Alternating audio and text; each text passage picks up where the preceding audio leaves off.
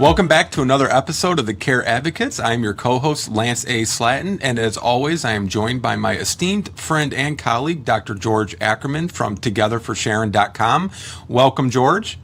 Great to see you, Lance. I'm really excited for another amazing episode together where we reach so many individuals throughout the world and just want to advocate that no one is ever alone. Absolutely. Well, today we have a very special friend and guest joining us. It's Christine A. Smith, the host of Aspects of Aging. Welcome, Christine. How are you?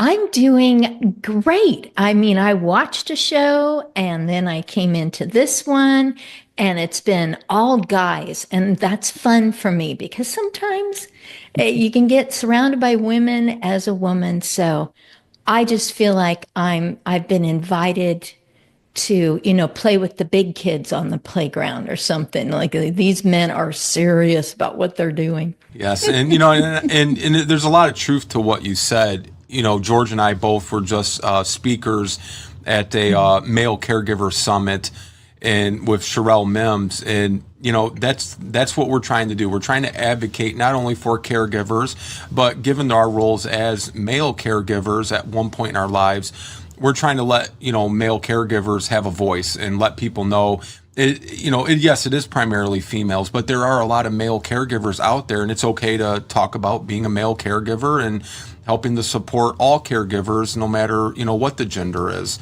So thank you for joining us here. And I'm going to turn it over to George and let him get us started with the episode. Thanks and welcome again, everyone. It's great to see you all, and thanks for supporting the show. Please, again, share this. We don't want anything literally in return, but that the world knows that you're not alone. Again, I'll say that many times because it's true. I felt very alone going through my caregiver journey with my mother, who unfortunately passed due to Parkinson's, and the same goes with my very good friend and really brother in this advocacy, Lance, and his journey as well. So thanks again, Christine. This has been an exciting episode for me to plan for because you have been always really open door policy for me. We speak many late hours, many times throughout the many years, and it's nice to know that someone like you out there also advocating and fighting for so many people. One thing I wanted to start with and encourage everyone to support your work is your incredible show. So it's funny you're on our show because we started this, or at least I did many years ago. When I lost my mother, I felt I was alone, and you actually, again, opened your ears, eyes, and arms for me and allowed me the opportunity. Maybe you could touch on your show, but more importantly, what's it like to kind of be a host of your show? Because here we really are specific to caregiving, but you're not, which is really an interesting aspect. A lot of podcasts I see in the world are, kind of unique, specific. Like I have one just for Parkinson's awareness, but yours is open door again to so many, which I find interesting, fascinating, but probably hard to manage on, on an hour show. Someone is really in for a long email when they say, "So what's your show about?"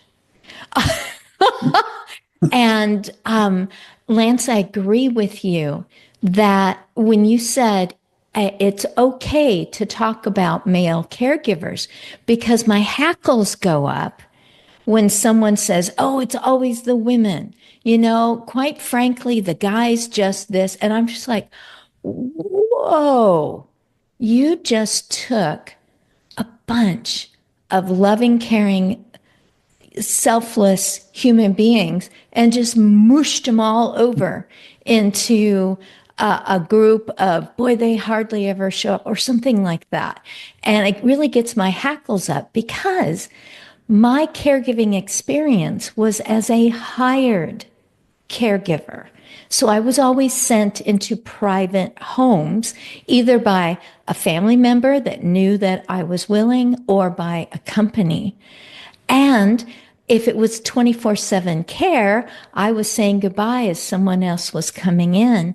One of my favorites was a man younger than myself who I got to know a little bit as we would cross at the front door.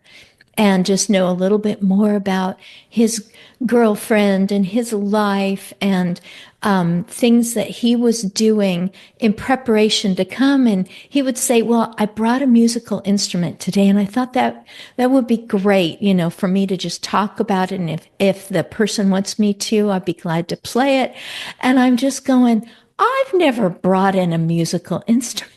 I am so glad that this person exists in the life of our shared client. So, George, you were asking me about, my advocacy.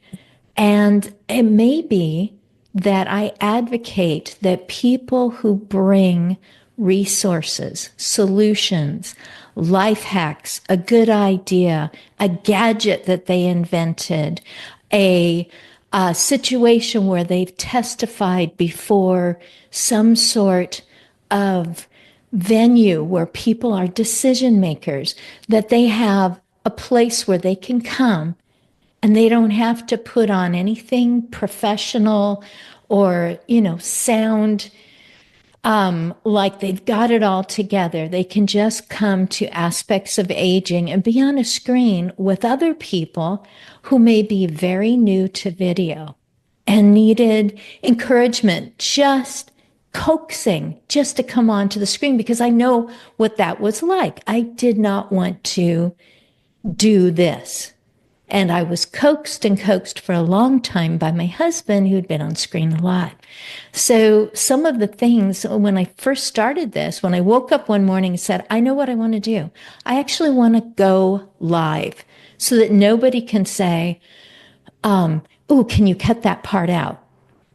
It's like we're just at a picnic table. We're talking. We're kind of talking loud so people passing by know that one of you just had a loved one who was living to the end of Parkinson's. And sure enough, that happens in real life to me. And I'm sure it has happened to each of you, that a person turns, for example, just last month, a man turned around and said, did I hear you mention Teepa Snow?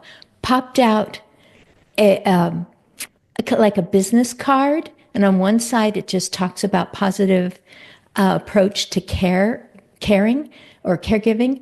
And on the back, it is a statement about, thank you for being understanding in this moment as I am with my loved one in a public setting who is living with a neurological change, dementia.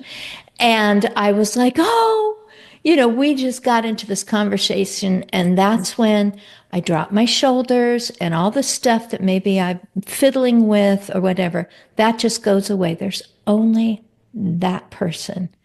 And they get to talk about how hard it is right now, how they felt rather clever about something that they came up with that made life, caring, partnering, at eased something that was such a heavy challenge. And I want everyone who comes onto my screen to realize that someone else on that screen, or someone who's listening live, listening in replay, is going, oh, I've been there. And George, they are so not alone.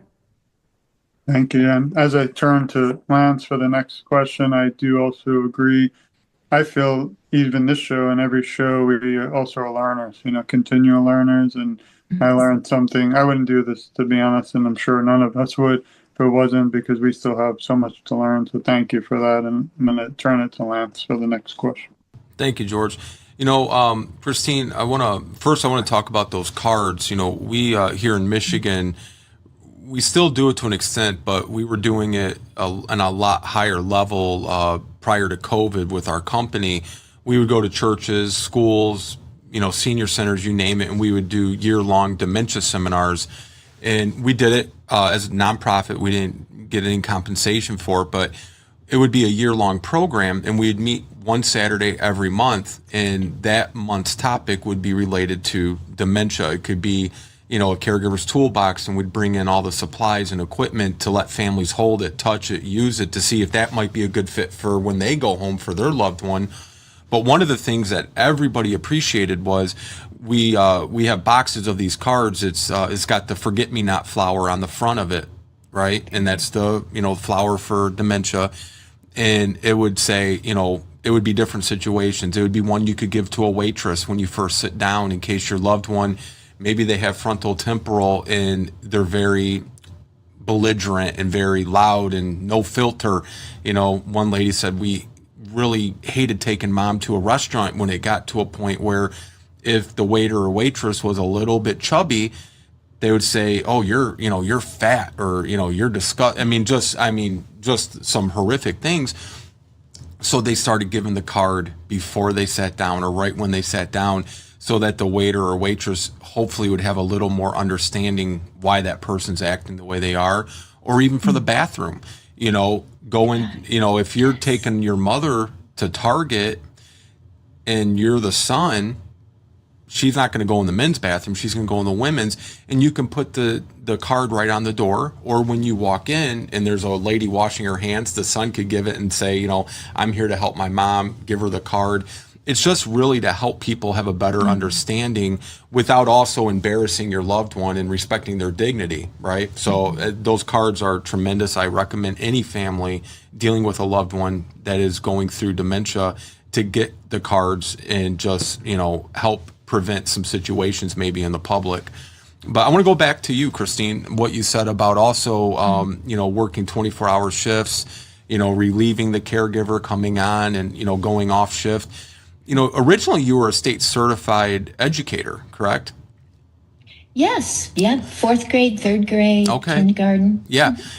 How did you ever become involved in being a professional in-home care provider? Like, where did that transition for you come from? Vivid memory. Next door neighbor came home from work. Hey, how's it going? Oh, I'm so short-handed, she says. And I said, well, perfect. I'm short-cashed right now.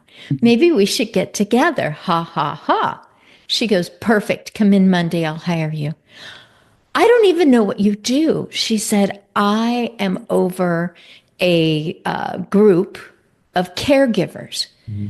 So this is, I don't know how many years ago, at least 12, 13 years ago. What's a caregiver?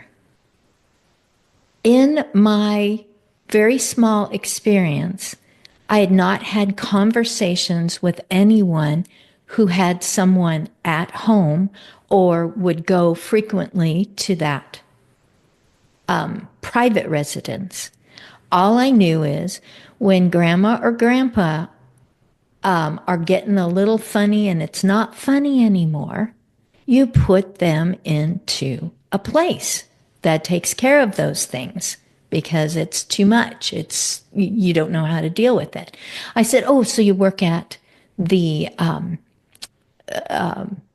what would be another name for it? You work at the home. Oh, say again. Like an assisted living or a group home or a nursing home? Yeah, the only one that I really knew of was just a place that you put people. It was called the Manor. And everyone knew that you didn't want to stay there, but if you had to, then that's where you would stay, kind of a thing. And it wasn't because it was horrible. It's just that nobody said, when I grow older, I hope I land in one of those rooms with the people at the windows because you could see them from the road. It was, and I said, oh, well, you were nursing home. There we go. Oh, so you're a manager at the nursing home. She goes, no. I will train you. These people go into private homes and care for people there. And that is how it started, was going, hi, neighbor, how's it going? And I didn't know that 2 months in, the company that my neighbor worked for decided, no, we don't want to do this anymore. It was a family-owned business. So exactly on my 2-month anniversary of being part of the crew, my heart was broken. People I had met, and I could go into too big of a story. I'll simply say I freelanced for a while and then I wanted backup. So I applied at one of the most wonderful places where some of the people that I had served freelance had gone to live in that situation for assisted living, 2-person lift, etc. And I applied there and I thought, oh, it's time to be an activities director because I'm rather animated and I don't mind singing with groups and putting together parties and what have you. And they said, no, we want to keep you doing exactly what you're doing because it is a skill set to come up to a strange door, knock, and become the stranger in the house that is now going to be such a part of everything that goes on that you're almost part of the family, but you're not. You're professional and you're emotionally separate from all that has happened all these decades. Yeah, and what you're saying is exactly right. That's how, our family, we started a home care company here in Michigan, and we've been in business almost 14 years now. And even our staff, Christine, who have been with us for 12, 13, 14 of those years, some from the very beginning, even when they go to a new house, when their client passes on or, the family no longer needs the help, our case managers will still go with them to that new client for that first visit, because it's not only for the level of comfort for the family, but also for the staff. Like you said, hopefully somebody went with you on those first visits because you're going to a strange home, and it's strange for the family too. And you do, even though it is professional, I believe you do become part of their family. We have sat at so many family functions and grandchildren's weddings and, unfortunately funerals and different things, you really do become part of that family. Yes. Yes. And you become a confidant because they're going through stuff. My shift did end. Even if it was 12 hours, it did come to an end. And then off I would go to whatever my life was about. And so that person that was caregiving, that was also family, needed to be able to talk to someone, ask questions, say things that will never be shared, because that is part of, in my opinion, that's part of the privacy, is that nobody even needs to know which person from Meals on Wheels showed up. And this is their life, and they get to keep it. Yeah. Last question before I go to George. Was it that experience? Well, first, did you stop? Were you retired from teaching? Did you already stop from teaching, or did you do this in addition to teaching? Curious. I did go back twice, just 1 year and another year, but it was afternoon and it was preschoolers. And it just had to do with where my kids were at in school and what worked there. But my own hearing was diminishing. So as much as I loved the hubbub of a classroom, I had to bend way over for those 3-year-olds and go, what? What did you say? Yeah. And I thought, I need to get back to my people because we both talk loudly to each other. We can hear each other. But I also just loved my people. They were someone new, but I claimed them. Absolutely. Before we go to George, this was the other follow-up to that. Was it your experience as the in-home care provider that really catapulted you to becoming the advocate you are now with, aspects of aging and the work you're doing, or was that unrelated? Totally related. I was the only one in the house wearing a badge. And the confidant part also included being asked, when you're not here, is there anything that will help us to keep our loved one more safe in the bathroom? All I could think of were things that I had seen in other homes. And I'm like, where are the billboards? Where are the TV shows that demonstrate what is available, what has been created?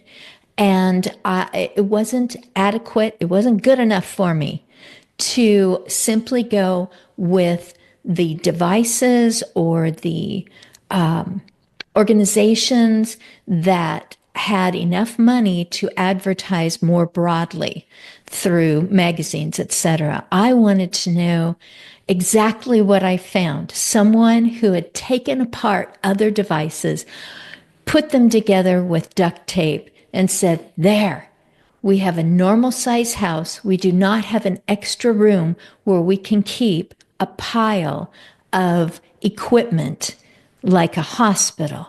We need one thing that's going to take care of everything that this person personally needs, because everyone deserves clean, comfortable, dignified, healthy skin and to not fall, and also for the caregivers not to fall. So I was asked questions I didn't have the answer to, and my husband said, you could probably find people who have come up with all sorts of websites and everything if you get on LinkedIn.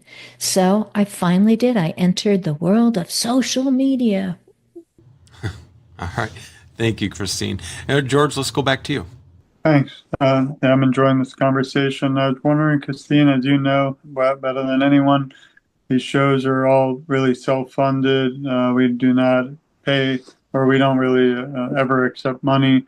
Always beautiful to have sponsors and things, but that's in the future, hope. But putting a show together takes its, again, time, effort, and a lot of planning. I was wondering what motivates and drives you to keep doing this show. You've been doing it for, I believe, several years, and even finding guests is not always easy. I know when I started my own show, no one understood, why is this gentleman or guy want to start a show on Parkinson's awareness when my mother unfortunately can't be brought back, and a lot of normal people, not that I'm not, but a lot of people have to go back to life, family, kids. But I decided to keep fighting for other people going through Parkinson's, because I didn't want them to feel alone like our family did, or go through what my mother did. And I'm really not religious, but I think there's a sign or God out there that brought me and Lance together. I won't get emotional, but he is really more than just a friend. And also you, Christine, in the beginning, literally.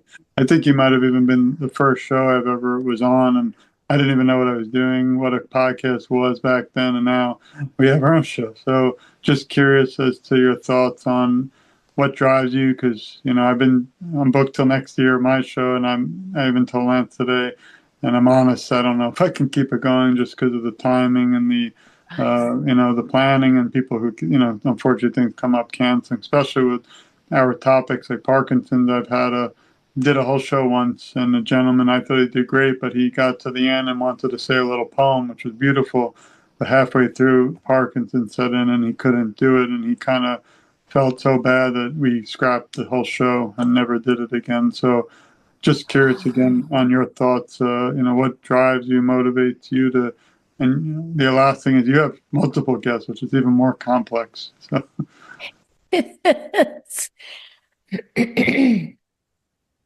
I wanted to have a group of people on the screen so that in case I froze up or, thought, that's not what I meant to say. Oh my goodness, I can't even remember now what I was talking about. That I would have someone to just continue on talking with each other. They've ended up being the people who go, oh, Christine, I wanted to make a comment about that. And then I realized I've been jabbering. Mm-hmm. I'm not an interviewer. I can pretend to be one for a short amount of time, and then I'm off again. I wanted a group to make me feel better. So I had some friends who were just, a town away, asked them to come on, asked a gentleman who does a blog. He seemed rather harmless, like he wouldn't harm me. Wouldn't get on the show and go, this is a person who said in a chat column of a show I was watching, I can't participate today, but I am listening. I'm just so weak from my treatments. And then a young man who was on one of the shows that my husband does, which it's just regular to him to do this, but he also works very hard at it. He gets ready ahead of time for some of the shows that he does, like Amazon Live with authors. He really wants to know all about them before he starts. And now he's on the radio and he really prepares and edits a lot for that. So a young man that was on his show, whoop, they all came on. So I had two friends who were just primed to make this first opportunity a success, and a man who's just going, boy, I haven't done this. I write blogs about being my age. And so they were just enjoying talking to each other. So I had those friends. This young man had been on Shark Tank. And so for him to even say yes to me was weirdly thrilling. He was rejected by the guy in the middle who can really Mr. Wonderful. Mr. Other things. We never missed the show. Rejected. And he still continues today. And he is really looked to as quite the entrepreneur. But he was 22 when he went on Shark Tank. So he wasn't a cute little kid, but he was also very untried in those things. And he had a great invention, truly patented invention that he still uses today. And he does good around the world with his invention. And I'm just throwing that out there. It's kind of like a teaser. Go to my very first one. Just go to agingbetternetwork.com, go to my very, very first one, scroll down and go, oh, that guy. And then was the gentleman who was going through treatments. And he said something I never heard before. He said, I'm looking for a living liver donor because the cancer is gone from the other parts of my body. They've eradicated it. They cannot get it out of my liver. So a living liver donor. And I learned about that during his journey. He created a website because none existed. I can go on to say that he appeared again on my 100th show and talked about his recovery and his donor. Wonderful news. But he created something that simply didn't exist. And I think that's why we do things like this. This doesn't exist here in this town. This doesn't exist anywhere on the airwaves that I have been able to find. No one does it quite like this or addresses quite these challenges or is willing to have awkwardly normal talk on normally awkward topics, whatever it is. So I realized I just want these people to know each other. I want them to become comfortable on screen like I had to. I want. There have been times when I totally doubted myself and I went live all by myself. I didn't even get anyone to come in. I didn't know if I was quitting or what. I've never looked at that episode. It is available. I've never looked at that episode. It was a Christmas one. The background was Christmassy. And I think I just talked myself into continuing to go. So, George, you don't have to continue. The gentleman who is now far beyond his cancer years has gone back to other things. And he is not maintaining that website. He did something because it didn't exist. And somebody is going to do something the same way and is going to go, hey, regular guy, in fact, a really tired guy, and he did something right for someone else. So I champion that you do things, and I champion also that you decide, I've got other directions to go, because here you've created a library of information so that people can say, and Lance, same to you, if the situation presents itself in the future, I have left a legacy. So I just encourage you. I don't know when I'm going to stop. I don't have plans to stop at this time. Well, thanks. Appreciate it. And as you speak, I think of 400 other questions, which we won't have time today, so I say to be continued. But as I turn it to Lance to wrap up, I would know, maybe quickly, if you could talk about one of the most shocking parts of your show that you might have not, been surprised, because, you kept saying, and we don't touch on live because I'm not a big live person. I don't really I don't like editing, but I do like recording because of time and convenience. And there's no way I could ever do live, but I am curious, have you ever had, and I'm sure you probably have a few, but one kind of, not a regret, but one live show that you wish you might, maybe a guest, you don't have to say name, just really curious on, you could tell us whether a guest or some type of issue. I know one funny story of mine is we had, and we kept it, but someone had an Amazon delivery while we were, thankfully we had a couple. So the man went to get the door, and I said, we welcome it. And we also allow pets because we've had cats walk on the show, and I love animals, but I'm just curious if you had that moment. Then I wanted to thank you for all you do, your friendship, time. And again, I always say this is not the end, it's to be continued. Oh, fantastic. It was not one jackhammer. It was two jackhammers below our apartment. And that was the moment that they decided, this cracked sidewalk has got to be fixed. We just had the vacuum cleaners out right now, and I was thankfully they didn't ruin our show. Oh my goodness. I've been sad for people who came on. There was at least two ladies who came on, and what was happening with audio? It just wasn't working. And I really wanted them to be heard. It wasn't as bad, but still I wanted John Van Beek to be seen, but he was just a black dot, black thing. We could hear his voice, but I really appreciate, as soon as the mic TV technology is created, I am going to climb through cameras and climb right onto the sofa next to a person and just continue the conversation. Once you get to know someone, you're like, oh, you're great. You're a wonderful person. I'm coming over. I don't care what's messy. I'm just coming to you right now. So Mike TV, does that ring a bell with anyone?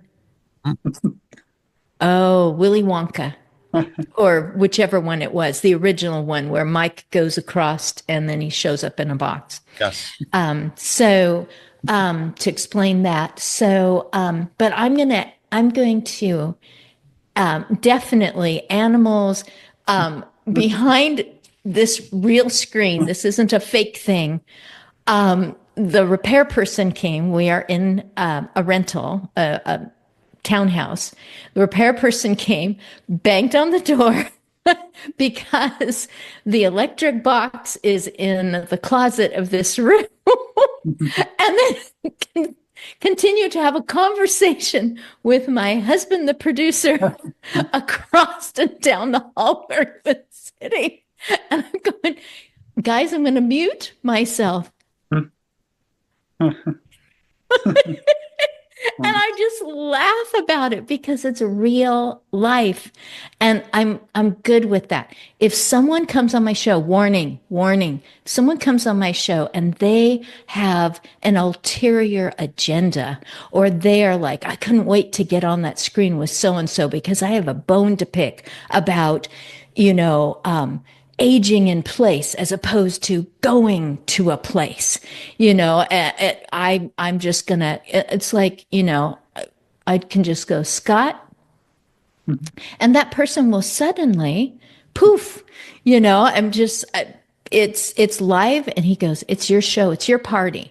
If someone's ruining the party, out they go. It's never happened.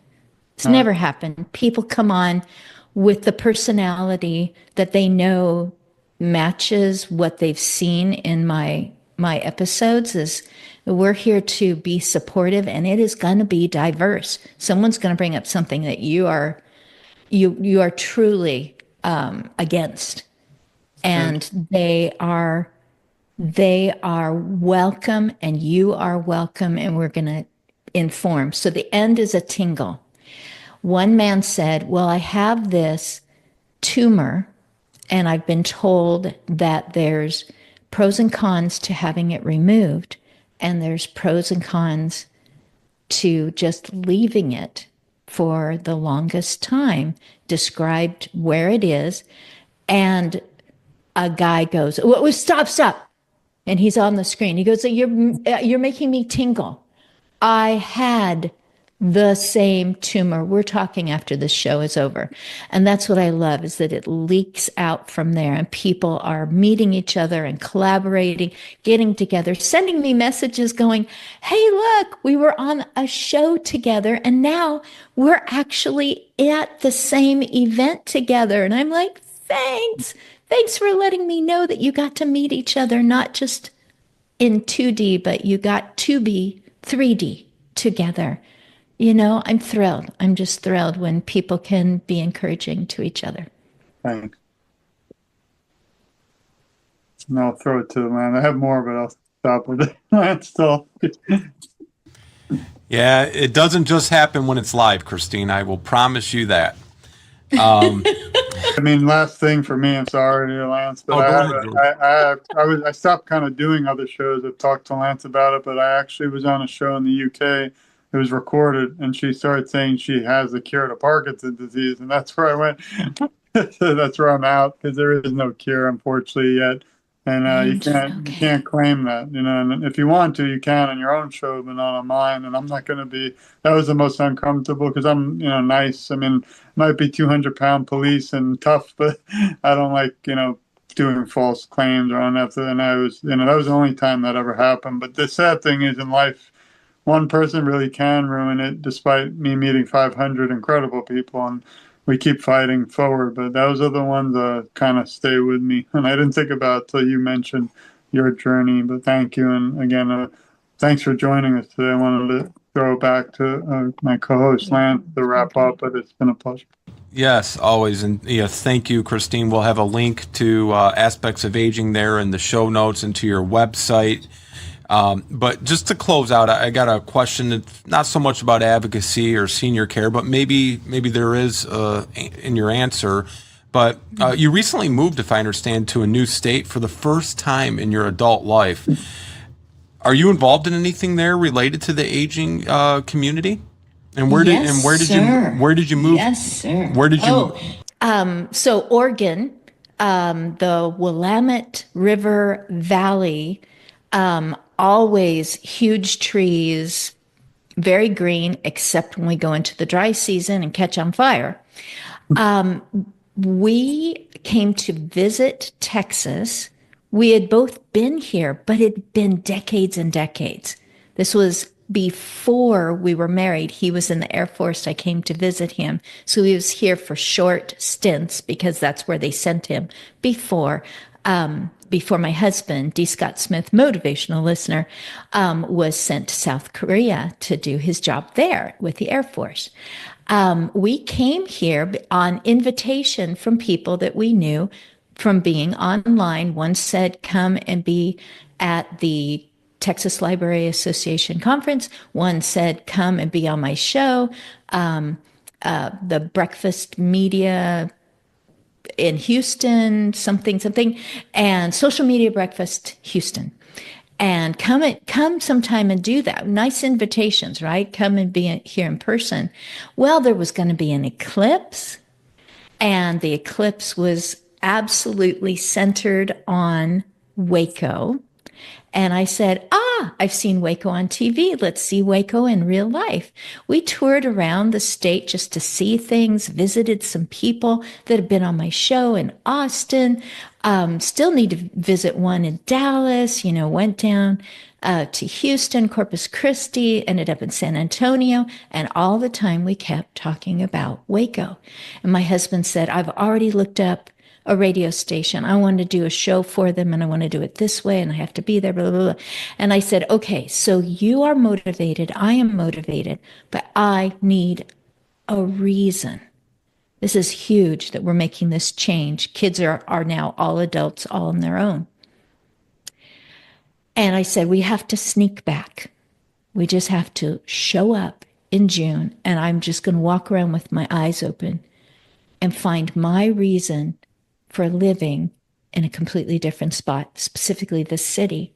And someone offhandedly said, go to this meeting. It's a business networking, BNI. I don't even go to it anymore, but you should go. I saw a lady bringing in coffee and kolaches, which is a big deal here because Czech is a huge community in this part of Texas, at least. I was helping her. She needed stirring sticks. What small little details. Right. And so we all have to stand up and give our 45 seconds, which I was sitting at the Magnolia Silos practicing so I could get it down to 45 seconds, what I'm about. Because, again, what is your show about? Oh, do you have an hour? And so I did my 45 seconds, and that lady, the coffee lady, walked by me, and she goes, "You come visit me." She walked up to the front, up onto the platform. She was the keynote speaker. And she said, "This is what has been happening for the last 35 years.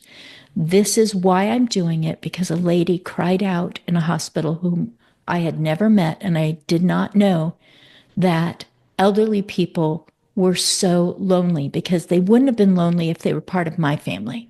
So at 39 years old, she started to look for something that did not exist, some sort of organization that would simply take the epidemic of isolation of elderly people and inject purpose and love and attention into it in any way possible. Phone calls. I now volunteer to drive people, and we talk and we point out things that they see, etc. So that lady saying, "You come visit me," and then giving her keynote of what her nonprofit is about, which now she is doing, she's about to turn 74. So from 39 to 74, she discovered something new and thought, something needs to be done. I can't find anything. I guess I'll have to do it. I don't even know what I'm doing.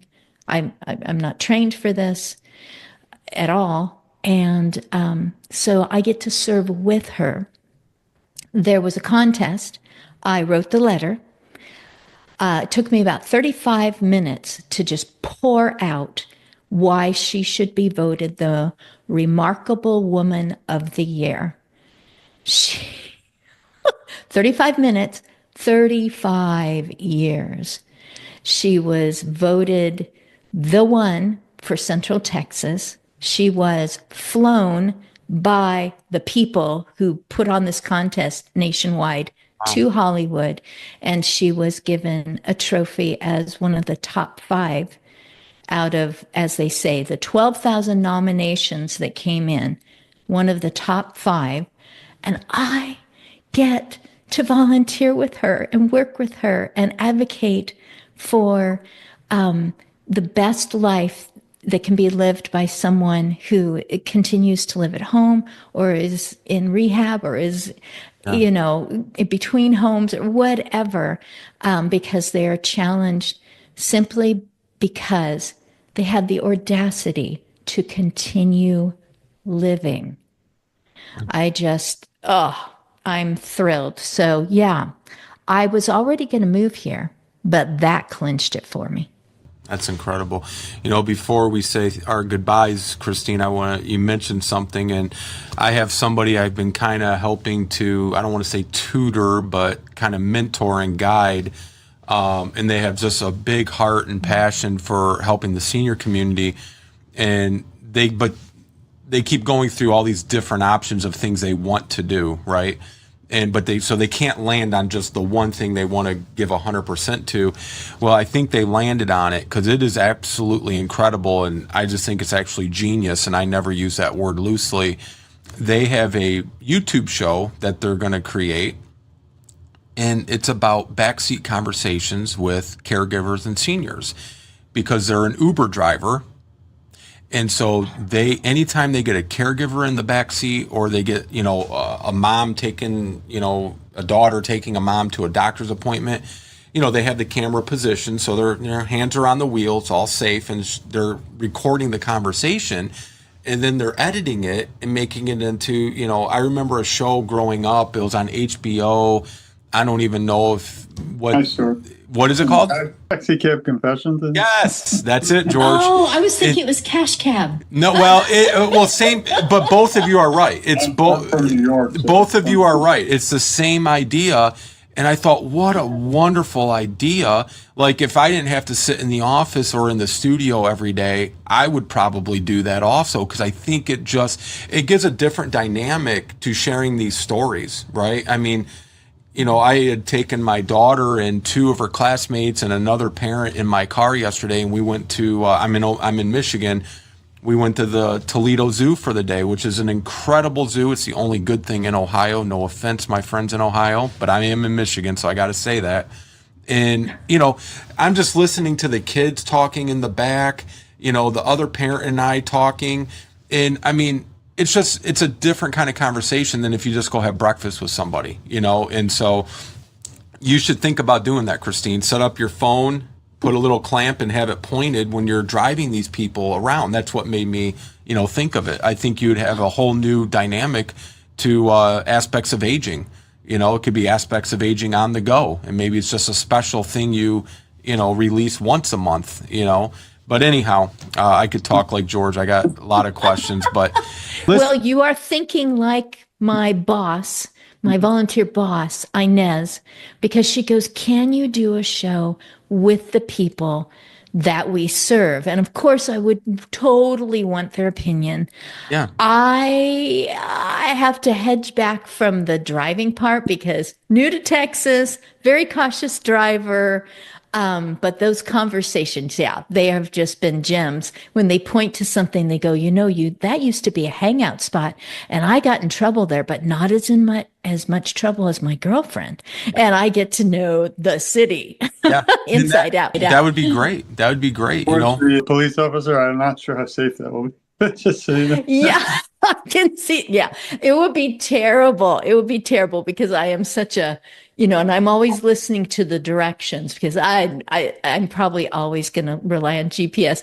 But I love it because I've been trying to figure out how to do that since LA came and actually filmed some of the people that they serve, because they also serve adults with developmental disabilities.